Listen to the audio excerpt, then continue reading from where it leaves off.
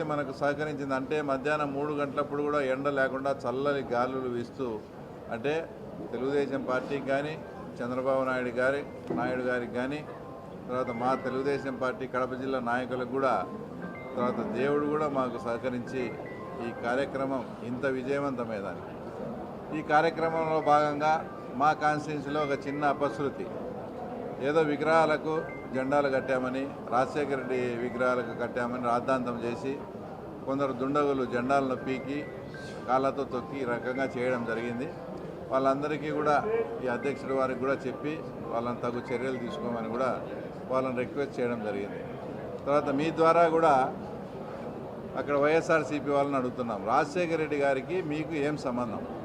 రాజశేఖర రెడ్డి గారు కాంగ్రెస్ పార్టీకి చెందిన ముఖ్యమంత్రి. ఏదన్నా దాని గురించి అడగాలంటే ఆ పార్టీ అధ్యక్షురాలు వాళ్ళ డాక్టర్ అయినటువంటి షర్మిల గారు ఏదన్నా మాట్లాడాలా. రాజశేఖర రెడ్డి గారిని అడ్డం పెట్టుకొని తర్వాత ఇలా తుచ్చ రాజకీయాలు ఆ తర్వాత చేయొద్దని చూస్తూ, ముఖ్యంగా వాళ్ళకు కూడా ఎవరైతే నిన్న ఆ దుండగులకు కూడా నిజంగా రాజశేఖర రెడ్డి అభిమానులు పులివెందులలో ఉంటే వాళ్ళకు కూడా నేను ఒకటే చెప్తా ఉన్నా, మేమెవ్వరం కూడా రాజశేఖర రెడ్డి గారి సతీమణి అయినటువంటి విజయలక్ష్మి గారి మీద జగన్లాగా మేము కేసులు పెట్టలేదు. మేమెవ్వరం కూడా రాజశేఖర రెడ్డి డాక్టర్ అయినటువంటి షర్మిల గారి మీద వాళ్ళకు న్యాయంగా రావాల్సినట్టు కూడా వాళ్ళకి ఇవ్వకుండా వాళ్ళ కూతురు అయినటువంటి షర్మిలను మా పార్టీ వాళ్ళు మేము కానీ ఎప్పుడూ ఇబ్బంది పెట్టలేదు. రాజశేఖర రెడ్డి గారు ఏదైతే రాముడుగా ఉన్నాడో, రాజశేఖర రెడ్డికి తమ్ముడు లక్ష్మణుడుగా పనిచేసిన వివేకానంద రెడ్డిని మా పార్టీ వాళ్ళు కానీ మేమెవ్వరం చంపలేదు, మీరే చంపినారని అభియోగాలు ఎదుర్కొంటూ ఉన్నారు. ఆ తర్వాత సునీతమ్మ విషయం, మేమెప్పుడు సునీతమ్మను ఒక చెల్లెలుగానే భావించినాం. సునీతను ఎంత ఇబ్బందులు పెడుతున్నారో మీ అందరికీ తెలుసు. నిజంగా మీ రాజశేఖర రెడ్డి అభిమానులు అనేవాళ్ళు ఎవరైనా పులివెందుల్లో ఉంటే ఈ పనులు చేసిన వాళ్ళందరినీ చొక్కా పట్టుకొని బజారుకి ఇడిచి ఎందుకు మీరు వివేకానంద రెడ్డిని చంపాల్సి వచ్చింది, ఎందుకు ఈ రకంగా షర్మిలాని ఇబ్బంది పెట్టాల్సి వచ్చింది, ఎందుకు ఈ రకంగా రాజశేఖర రెడ్డి గారి సతీమణి అయినటువంటి విజయలక్ష్మి గారి మీదనే జగన్ రెడ్డి కేసులు పెడతా అంటే నిజంగా రాజశేఖర రెడ్డి అభిమానులు మీరు ఎందుకు చూస్తూ ఊరుకున్నారు?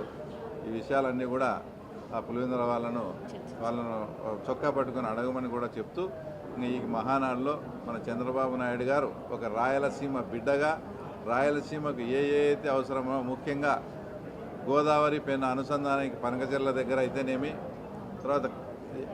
తర్వాత లోకల్గా కడప ప్రాంతానికి నీళ్ళు వచ్చేదానికి ఏదైతే జేఎన్ఎస్ఎస్ ద్వారా పెండింగ్ ఉండే 1000 కోట్లకు అప్పుడే నా మాటే అడ్మినిస్ట్రేషన్ అప్రూవల్ అని కూడా చెప్పడం, ఎంతో హిస్టారికల్ ప్లేస్ అయిన గండికోట దగ్గర శ్రీకృష్ణదేవరాయల విగ్రహాన్ని 100 అడుగులతో ఏర్పాటు చేయడం కానీ, తర్వాత గ్రీన్ ఎనర్జీ విషయం కానీ, హార్టికల్చర్ హబ్బు చేసే విషయం కానీ, అంటే ఒక రాయలసీమ బిడ్డగా రాయలసీమకు ఏమేమి చేస్తే రాయలసీమ ప్రాంత రైతులు ఇదంతా సస్యశ్యామలమై, పనకచెర్ల ద్వారా అయితే నెల్లూరు ప్రాంతం కూడా సస్యశ్యామలమై అయ్యే పరిస్థితి.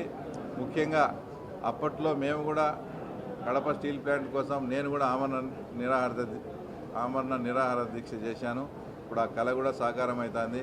తప్పకుండా 10 రోజుల్లోనే పనులు మొదలుపెట్టి దానికి ఒక రోడ్ మ్యాప్ కూడా ఇస్తామని సాక్షాత్తు కడప ప్రజల సమక్షంలో ముఖ్యమంత్రి గారు చెప్పడం.